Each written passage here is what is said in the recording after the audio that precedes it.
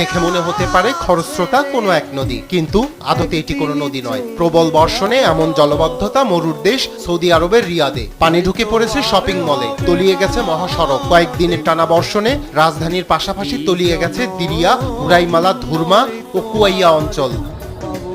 সামাজিক মাধ্যমে ভাইরাল ভিডিওতেও দেখা মিলছে সড়কে জমে থাকা পানিতে ভেসে যাচ্ছে গাড়ি।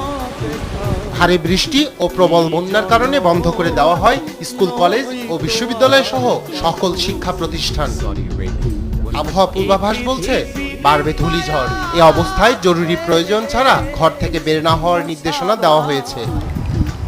এর আগে গেল সপ্তাহে সংযুক্ত আরব আমিরাতে ভারী বৃষ্টিপাত হয়। এতে দুবাই সহ আমিরাতের বিভিন্ন অঞ্চলে বন্যা দেখা দেয়। রায়হান কবির শুভ্র, নিউজ ডেস্ক, দেশ টিভি।